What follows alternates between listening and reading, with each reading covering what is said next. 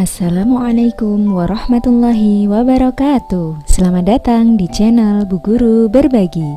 Hari ini Bu Guru ingin mengajak kalian untuk belajar materi peristiwa kedatangan bangsa barat di Indonesia pada muatan pelajaran IPS kelas 5, tema 7, subtema 1 tentang peristiwa kebangsaan masa penjajahan bagian 1.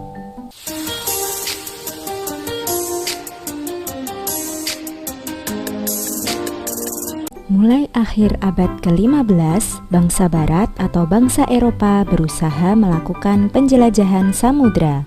Berikut ini adalah faktor pendorong penjelajahan samudra yang dilakukan oleh bangsa barat. Yang pertama adalah gold, yaitu adanya keinginan mencari kekayaan. Bagi bangsa Eropa pada abad ke-15, kekayaan yang dimaksud adalah rempah-rempah karena harganya semahal emas atau gold. Yang kedua yaitu glory, adalah adanya keinginan mencari kejayaan. Ada anggapan bagi bangsa Eropa bahwa suatu negara dikatakan negara yang berjaya atau glory apabila memiliki banyak tanah jajahan. Yang ketiga yaitu gospel.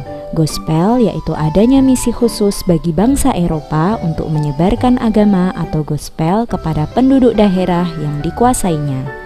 Misi ini dipelopori oleh bangsa Portugis. Gold, glory, dan gospel sering dikenal dengan semboyan 3G. Kemudian satu lagi faktornya yaitu iptek. Adanya ilmu pengetahuan dan teknologi yang berkembang pesat, misalnya pengembangan teknologi pembuatan kapal dan penemuan kompas untuk membantu penjelajahan samudra, serta adanya penemuan mesiu untuk persenjataan dan perlindungan armada pelayaran. Selanjutnya kita akan belajar tentang masuknya bangsa Eropa ke Indonesia. Indonesia dimasuki oleh 4 bangsa. Yang pertama pada tahun 1511, Portugis datang pertama kali ke Indonesia dan menguasai Malaka, yang sekarang disebut sebagai Semenanjung Malaysia. Pada tahun 1521, Spanyol pertama kali mendarat di Maluku. Kemudian pada tahun 1596, Belanda datang pertama kali mendarat di Banten. Dan pada tahun 1811, Inggris datang pertama kali ke Indonesia dan menguasai Batavia yang sekarang dinamakan Jakarta. Selanjutnya kita akan membahas bangsa pertama yang datang di Indonesia yaitu bangsa Portugis.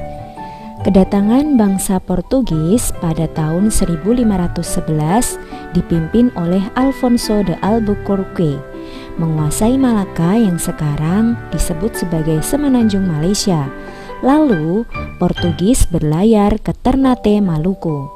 Tujuan datang bangsa Portugis ke Indonesia adalah untuk mencari daerah penghasil rempah-rempah dan menguasai pelabuhan Malaka sebagai pusat perdagangan.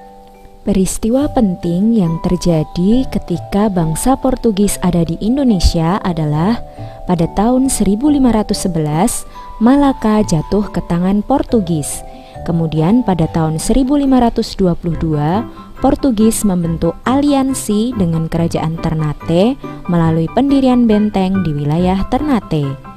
Kemudian pada tahun 1533, kerajaan Ternate yang dipimpin oleh Sultan Hairun mulai melakukan perlawanan kepada Portugis. Kemudian pada tahun 1575, Portugis diusir dari Ternate oleh Sultan Baabullah. Reaksi masyarakat pada awalnya menerima Portugis dengan baik dan didukung oleh Sultan Ternate, tetapi pada akhirnya terjadi perlawanan karena Portugis bertindak sewenang-wenang seperti memonopoli perdagangan, ikut campur urusan kerajaan dan menyebarkan agama. Bangsa barat kedua yang datang ke Indonesia adalah Spanyol. Kedatangan Spanyol pada tahun 1521 dipimpin oleh Juan Sebastian Delcano yang tiba di Tidore, Maluku.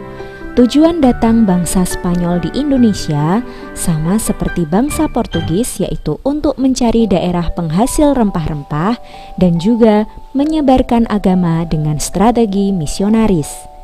Peristiwa penting yang terjadi ketika bangsa Spanyol datang di Indonesia adalah Spanyol meletakkan dasar-dasar agama di Ambon, Ternate, dan Morotai. Kemudian kedatangan Spanyol menjadikan ancaman bagi bangsa Portugis yang memonopoli perdagangan di Maluku. Kemudian Portugis dan Spanyol bersaing dengan memanfaatkan permusuhan kerajaan lokal, yaitu Spanyol bersekutu dengan Tidore untuk melawan Portugis yang bersekutu dengan Ternate. Hingga pada tahun 1529, berdasarkan isi perjanjian Saragossa, Spanyol harus meninggalkan Maluku dan memusatkan kegiatannya di Filipina. Reaksi masyarakat dengan kedatangan bangsa Spanyol di Indonesia awalnya diterima dengan baik oleh kerajaan Tidore, tetapi pada akhirnya terjadi perlawanan ketika nanti Spanyol kembali datang ke Indonesia. Bangsa Barat ketiga yang datang ke Indonesia adalah bangsa Belanda. Belanda datang pada tahun 1596 yang dipimpin oleh Cornelis de Houtman mendarat pertama kali di Banten. Tujuan kedatangannya adalah awalnya untuk mencari daerah penghasil rempah-rempah, namun pada akhirnya berubah menjadi keinginan untuk menjajah. Peristiwa penting saat bangsa Belanda ada di Indonesia pada tahun 1598, Belanda datang yang kedua kalinya di Banten karena sebelumnya pada kedatangan pertama, bangsa Belanda diusir oleh rakyat Indonesia karena sikap kasar dan keserakahan bangsa Belanda. Pada tahun 1599, Belanda menyingkirkan Portugis dari Ambon. Kemudian pada tahun 1602, Belanda mendirikan VOC atau Organisasi Persatuan Dagang Hindia Timur. Dan Belanda juga membentuk pemerintahan kolonial Belanda yang menyengsarakan rakyat Indonesia. Reaksi masyarakat Indonesia awalnya menerima dengan baik, tetapi akhirnya melawan karena Belanda bertindak serakah, kasar, dan sewenang-wenang. Bangsa Barat keempat yang datang ke Indonesia adalah Inggris. Tahun 1811, Inggris yang dipimpin oleh Thomas Stamford Raffles menguasai Indonesia yang saat itu sudah dikuasai Belanda. Inggris berhasil merebut seluruh kekuasaan Belanda di Indonesia yang ditandai dengan Perjanjian Tuntang pada 18 September 1811.